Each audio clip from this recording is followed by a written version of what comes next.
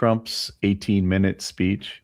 All right, so here's the thing. Was it talking about Venezuela? Like, it was a lot of stuff. I saw a few like outtakes from it. So you're definitely going to be able to fill us in. But what I wanted to mention before you got started was he preempted the season finale of Survivor. It was in the middle of the season finale of Survivor, and then Trump comes on for 20 fucking minutes. In the middle of so people missed out to see who got voted off? They started it again like after the show, but I thought the last episode was live. I'd be peeved if I was really into Survivor and then the president starts talking about shit right in the middle of it. Complained about that, and I was like, Survivor season 94, is that a big deal? Like, if you're excited to watch like every little reason to be upset with Trump, and I'm like, this is one I'll pass on. That's more if I'm in the middle of like the Bobby Hill self-defense episode on TV, and then suddenly it's like, my fellow Americans, and I'm like, what the fuck? He was right about to say, that's my purse. I don't know you. And now and now I have to watch some gay political speech. And I gotta start the episode later. My favorite part of a Trump administration, when shit's going off the rails and Trump is like, me and me alone can fix this. Put me on TV for 18 minutes. And he starts talking about how prices are not high, how he lowered the prices of drugs by 600%, how this is the best economy that we've ever seen, ever in all of American history. And it's just like an 18-minute speech that had the fact checkers busy for hours. And I'm like, Woody, this is like any day now, it's going to trickle down. Any day. Any day now, we need an umbrella because of the amount of success that will trickle down. I don't know where my $4,000 Doge check went or my $2,000 tariff check went, but I think the $1,776 will actually come to the military, and I'm not joking, because it's already allocated. Basically, what happened is they decided, like, housing costs went up so much. They're like, "Ooh, the housing we're paying the military isn't adequate, so we're going to give them this like extra money." So Trump just rebranded it as a warrior bonus, like from him personally. And I guess it'll actually go out. That's good branding. I saw someone making a funny joke about that, where it's like, this is actually a genius move by Trump giving $1,776 to all of the military personnel, because he knows this will immediately stimulate the economy via down payments for Dodge Hellcats. I thought that was very funny. But yeah, that is so absurd. Be like, I'm going to talk to the country. I thought it was going to be more than 18 minutes. He only talked for 18 minutes. That's right. Yeah. Seems like when they block off time for that shit, you kind of want it to be a cool half hour, like something that fits into. No, Oval Office addresses are always like whatever time the president needs. Because the big ones I remember are every time Bush would start a new war or give us an update about the war, or 9/11 stuff. In the wake of that, we got some historic Oval Office addresses where it felt very much like the important part of a movie, where you sit up and like, he's about to say some shit that's going to affect the planet. Like, where he's about to decide how many countries he bombs and how big the bombs are. Let's pay attention here.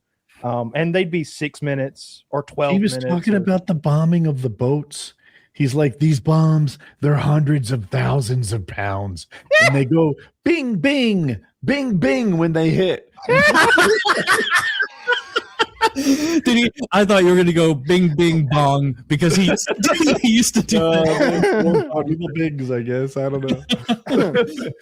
That's just where he freestyles, where they're like, Mr. President, say that we're saving American lives by bombing these boats. And he's like, we're taking the boats out. Everyone's talking about it. A lot of people aren't happy. I'm happy. A lot of people are happy too. These bombs, folks, they're the biggest bombs, the best bombs, the bombs that I wouldn't waste these on people who weren't killing Americans, believe me. And it's like, he's just riffing. And that's what I wish so much, is that when he went into that he had a mic with like a long string that he like would walk back and forth as he like a comedian kind of whips it out, where he's like, and that's what I've been talking about, people, like just walking across like in the behind the desk, the Resolute desk. That would at least be entertaining. Yeah, he did do a good thing today, though. He rescheduled marijuana stuff. Yeah, but that's an EO. I wish that was true.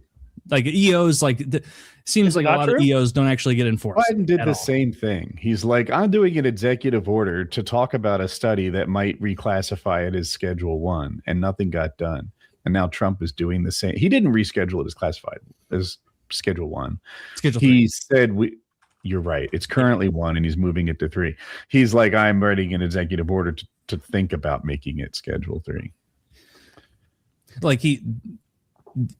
It seems like a lot of executive orders are just like, no matter what side of politicians on or presidents on, it's just like red meat where it's like, hey, I wrote a little memo that you'll like. It's never going to be enforced, but it'll get reported on and give me some nice attention. I think he did it, Woody. Like every news report I said, like the verbiage is really Trump signs executive order reclassifying cannabis. That's Trump great signs if he did. executive order fast tracking reclassification of marijuana. Trump signs executive order expediting marijuana reclassification. Trump expands access to cannabis in a major shift to drug policy. What Trump's reclassification for marijuana means for you? Nothing. Let me see, because I read about it today, right before the show, and I want to see, am I right or am I wrong? I wanted to look up class 1 drugs to sort of understand like what those are. I think it's things like steroids. I think codeine and Tylenol are in there. Schedule 3 drugs, you Schedule mean? 1. Oh, no, yeah, 3, which is marijuana. I think Schedule 1's like heroin, and it was weed. It's like it is. meth. Yeah. I don't know about meth, but I don't know either. I just guessed. But it was things like steroids and things like that were in class 3. Oh, and ketamine. And ketamine is class 3. Well, I know a lot of people use ketamine and get solid results for like therapy and shit, so that seems good. You should improve access to that if it helps people. Zach and I were talking about this before the show. I haven't read into it very much. I just watched he did it in the Oval Office with a bunch of doctors in lab coats around him. And at one point, he even said, like, I won't be using it, but a lot of people seem to want to or whatever. So here you go. Like, it was kind of like that. I'm not convinced he's even on Ozempic anymore because the weight loss would have been more rapid. Like they may have had to take him off and put him on that Alzheimer's drug that they say he's on. No, Ozempic would probably help with Alzheimer's too. Get that fat dislodged out of your brain, make things work again, maybe. I don't know. Get all those years of McDonald's oils. But I think the reclassification it'll affect how people are prosecuted, perhaps. But I think the main thing is that it will open up avenues of finance for marijuana research. I think it was difficult to fund research, especially get government grants for research into a Schedule 1 narcotic, because part of the verbiage in the Schedule 1 narcotics description is that it doesn't have any medical benefits or therapeutic uses, like that's in there, like verbatim. So I like the lab coat part.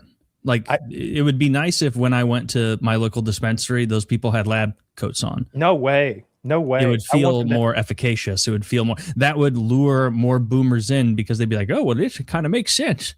Like they wouldn't be as put off by it. I hate when I see a pharmacist wearing a lab coat, I'm like, what a fucking poser. Like, what a fucking poser. Like, you think you're a doctor? Do you think you're a medical professional even? You pill counting bitch. And then they kicked me out. Now I got to go to Rite Aid instead of Walgreens. Line's twice as long there. That's how I got tons of discounts during COVID by going around in places in a doctor lab coat with one of those like reflective metal pieces on my forehead. Yeah. I brought my syringes. I injected a lot of people. Mm-hmm. People hated it. They said, I didn't ask for this. I said, I'm saving America. They said, why are you using the same needle over and over? I said, I'm a scientist. It's sterile. It's sterile. Blood is sterile. By the way, I went to the alcohol department and dipped it in a bottle of vodka before I came to you. So it's clean. I'd be worried.